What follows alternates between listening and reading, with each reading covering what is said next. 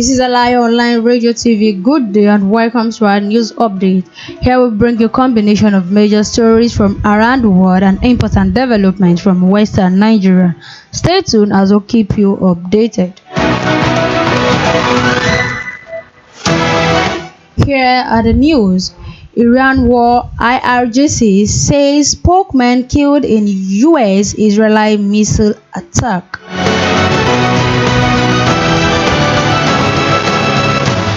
In details, Iran Islamic Revolutionary Guards Corps (IRGC) confirmed that General Ali Mohammed Niani, its spokesperson, has been killed in an Israeli-US missile attack. The IRGC warns that the war will continue until the enemy is completely exhausted, amid more bloodshed and as Iran Gulf tension grows. Iran attack on the Ras Laffan gas facility will cut Qatar liquefied natural gas export capacity by an estimated 17%, which could disrupt supplies to Europe, Asia, and beyond. Billions of Muslims across the Middle East celebrate Eid, while Iran must mark no rules under the threat of war. The Iranian Red Crescent says at least 204 children have been killed, as the overall death toll in Iran exceeds to 1,444 people. That is to say, more than 1,000 people who have been killed in Israel's attack on Lebanon.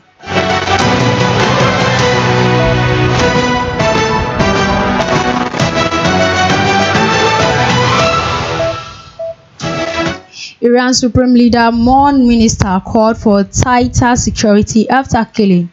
In details, Iran Supreme Leader has issued a message of condolence to Iran President Masoud Pezeshkian following the killing of Intelligence Minister Ismail Khatib earlier this week in an Israeli attack. In a statement carried by Tasnim news agency, Ayatollah Mojtaba Hosseini Khamenei paid tribute to Khatib, describing him as hardworking Minister of Intelligence. The leader stressed that officials must step up efforts to fill the gap left by Khatib's death, calling on the minister to maintain security against internal and external enemies.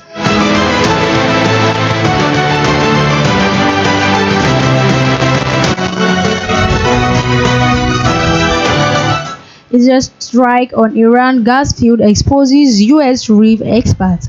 In details, Zedjon Akindani, the founding director of Arab Perspective Institute, told Al Jazeera that the fallout from Israel's strike on Iran's South Pass gas field has exposed growing tension over strategic and objective between Washington and Jerusalem as regional and global economies feel the strain. He said that since the start of the war, divergences have emerged. Donald Trump is seen as aiming for a limited regime change in Iran aligned with U.S. interests, with Israel in reporting U.S. the conflict is dismounted Iran state institutions and provoked broader regional instability. Aware that the retaliatory strike would likely target GCC countries rather than Israel itself. This is not only direct threat to the regional economic or the infrastructure or the national security of this region. It's direct threat to the global economic, said Akindani.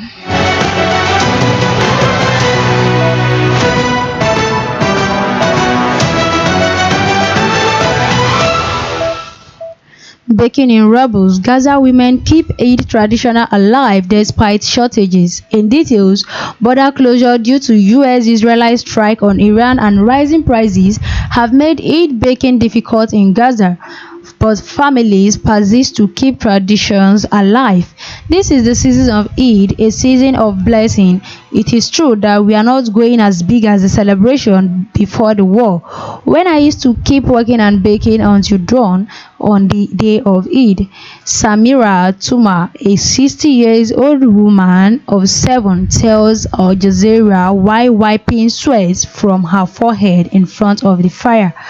There are always things that spoil the joy. There is always happiness in Gaza, but it's never complete, she said.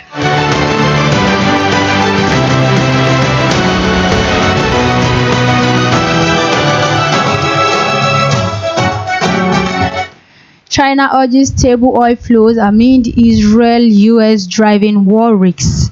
In details, China has called for uninterrupted oil supplies as the Israeli-US war on Iran threatens global energy markets.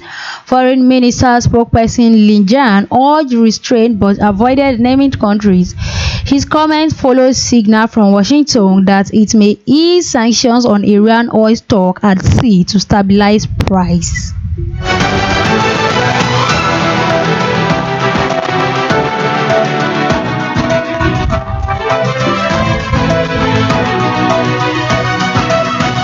Crisis after crisis in Lebanon. In details, there has been crisis after crisis in a country where economics has all but collapsed and a currency that has no value. The United is struggling as well. They are not getting enough funds to meet the needs of people in Lebanon. There is a global shortfall in funding for humanitarian aid. The UN Secretary General was here last week appealing for $300 million. So far, only a third has been pledged. So the situation is only worsening. There is a lot of suffering and there is a lot of uncertainty. People don't know where this conflict is heading.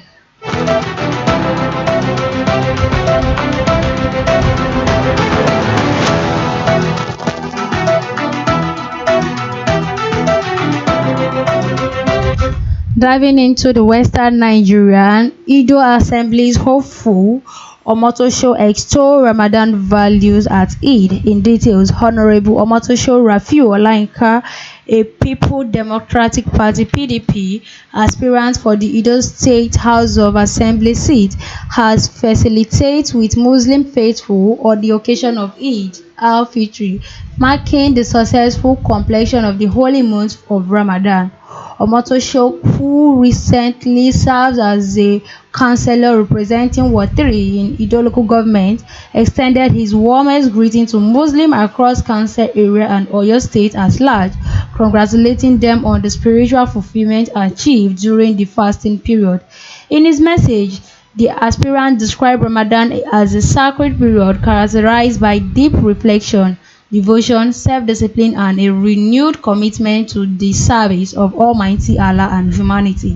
He noted that the significance of the holy month goes beyond abstaining from food and drink, highlighting the values of compassion, generosity, and care for the less privileged.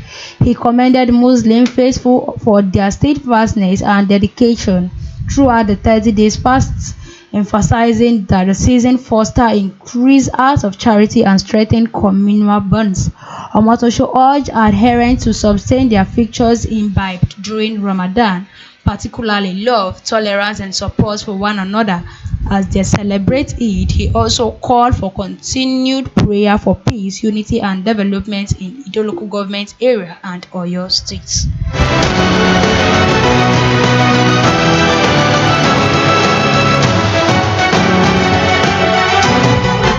Sallah, Oyo Agency for Youth, Felicitates Muslim on Eid. And details, the Oyo State Agency of Youth Development, under the visionary leadership of Honorable Adebowale Adebayo Falana, has extended world felicitations to Muslim faithful across the state and beyond the occasion of Eid, marking the successful completion of the holy month of Ramadan. In a goodwill message released to the commemorate to festival through the head of the media unit of the chairman, Opeyemi Rashid Socrates, the agency lauded the discipline, sacrifice, and spiritual devotion demonstrated by Muslims during the fasting period. It described the value of patience, charity, and unity amplified during Ramadan as essential ingredients for social growth and peace coexistence. The agency further urged young people in Oyo State to embrace the lessons of Ramadan by promoting tolerance, mutual respect, and active participation in community development. It emphasized the importance of youth engagement in fostering sustainable peace and driving positive change across the state. While wishing Muslims a joyful and peaceful Eid celebration, the agency reaffirmed its commitment to youth empowerment initiative and inclusive development program aimed at improving the welfare and prospects of young people in State under the sustainable legacy of intelligence, said engineer Makinde.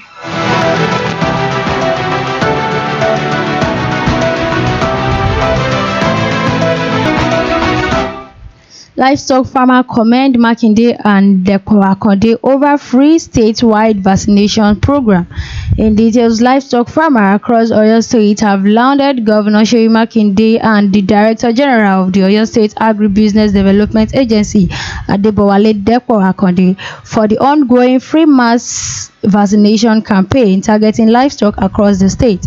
The commendation came during a monitoring exercise of the Livestock Productivity and Resilience Support (LPRES) vaccination program at the Akinde, Isheyi and Ofiki, following the official flag of the statewide vaccination campaign on Monday, March 16, 2026 at the Odueron in Ewura, Ibarapa East local government area. The Oyo State government had earlier announced that the initiative would be extended across the 33 local government area with a target of over 300,000 head of livestock. The campaign is designed to curb the spread of major animal diseases, enhance livestock productivity, and strengthen food security. Speaking during the monitoring exercise, the animal health expert for LPRES in the state, Dr. Makinde Samuel, described the vaccination campaign as a strategic intervention to safeguard animal health and improve the economic outcome of livestock farming. The vaccination exercise is designed to curb the spread of animal diseases, improve productivity, and protect public health across the state, he said. He added that the initiative is part of a broader national effort under the LPRES project aimed at repositioning the livestock sectors for increased economic impact. According to him, the program implemented under the supervision of Dr. Akande ensures that livestock farmers in all parts of the state benefit from coordinated vaccination efforts.